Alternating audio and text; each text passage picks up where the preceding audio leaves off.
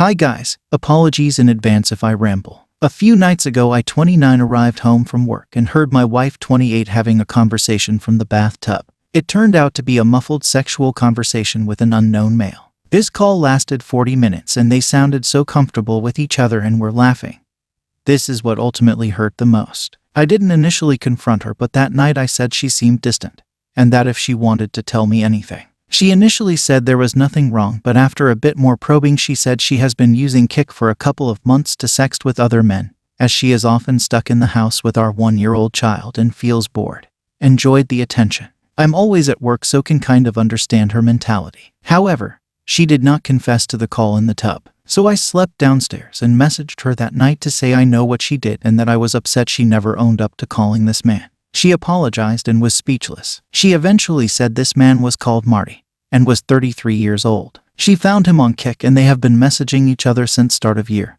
Every day, every few hours. He lives an hour away from us, but she swore on our kids' lives she never met him. Apparently last week, Marty asked her if he could ring her on Snapchat and get off over the phone to her. She agreed and the first chat was 30 minutes. She said it was primarily sexual. The call from the tub was the second and last call and happened a week later. She swore she knew it was getting out of hand and that she is relieved it's over. She showed me a message the next day of her calling off their online affair and blocked him. She also deleted her Snapchat and Kik. She gave me permission to look through her phone, and when I looked at browser history, she became tense. I saw that 2 hours before I confronted her about the bath call. She had Googled how to hide someone on Snapchat, but not block them. I interpreted this that she knew I was close to finding out about Marty, but she didn't want to ultimately lose their relationship. Yet she swears to me she is relieved they are over and that she wanted to end it ages ago. Her actions don't reflect these sentiments. The thing that hurts the most is that she lied when I laid it out for her on a plate, to be honest. And I truly feel like she would still be messaging him now had I not caught her. This leaves me feeling sick, and the trust in our 8-year-old relationship has been destroyed. I don't think it will ever come back. I can't get over the fact she has been secretly messaging him every day. When I was at work. When I was in same room with her. When we were on family days out. Gross. We have 2 kids and a home. I work hard and perhaps have neglected her needs. I am a reasonable man. However, I feel like she has been consistently deceitful and disrespectful to me. I will add that we have had some amazing sex and became very close after this happened, and I initially did forgive her because despite my hate for her at this moment, I was scared of losing her to him. However, this past day I have become very angry and can't get over the fact she has disrespected me and lied multiple times. I don't want to end our marriage, but I don't know if I'll ever get over this. What should I do, guys? It's the end. Got divorced today. Cheers.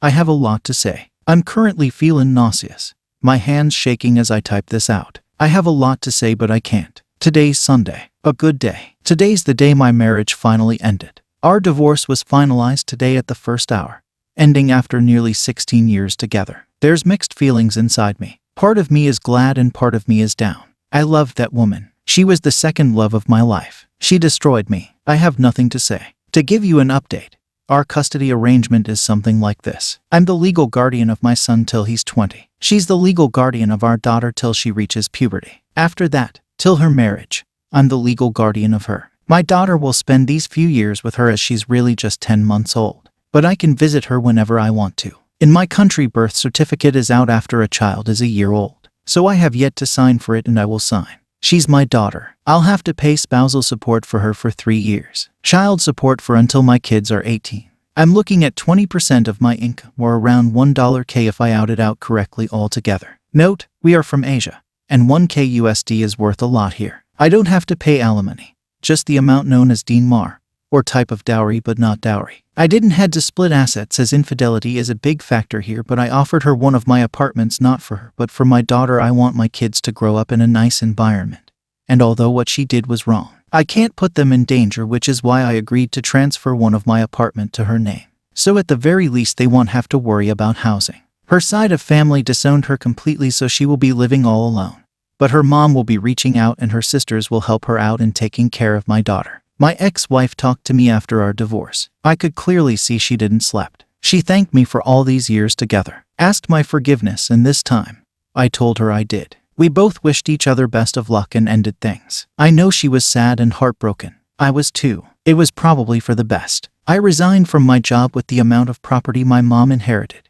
The job wasn't necessary in the first place. I'm going to take a few months off now. When I signed the finalized papers, it was as if a huge burden just left my body. I'll be seeing my mom in a few hours and spend the night at my house. I remember I told that I won't try dating, and my youth has passed. I'm turning 40 this year. Normally 40 is a time where you begin to plan for your retirement and pave the roads for your kids, the new generation. But it feels like I'm going to restart at 40. I met a cousin of one of my friends on New Year's. She's 29. I was quite impressed with her. She's just ideal. Turns out she was the therapist I was looking for all along, and I can't express it. I saw her again on the 14th of January at a festive. It ended up with us drunk and in bed. I'm not proud of that. I still feel guilty about it. We became friends. I found out she was to get engaged, but her boyfriend died. It took 7 years for her to let go of grief. She tried dating in between, but it wasn't good. My wife knows of her. I don't know how she feels about her. We haven't slept or communicated about us recently. I never even asked her how she felt. It's all a mess. It's been 4 months, and within this time period,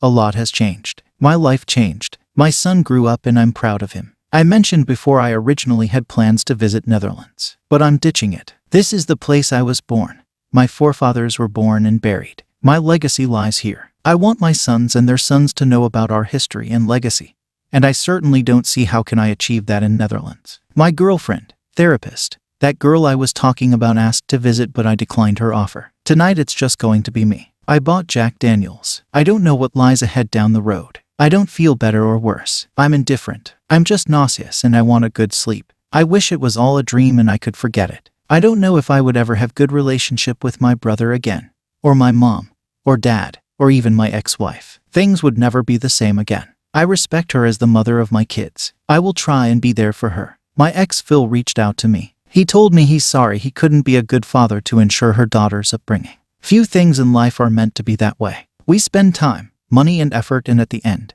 it isn't even our decision or choice that matters. Such are the sacrifices of both men and women. I admire people. I admire you guys who went through this traumatic period of life. Up until yesterday, there was a constant thought in my head if I made the right decision to divorce. That thought is still in my head. I don't know if I made the right choice.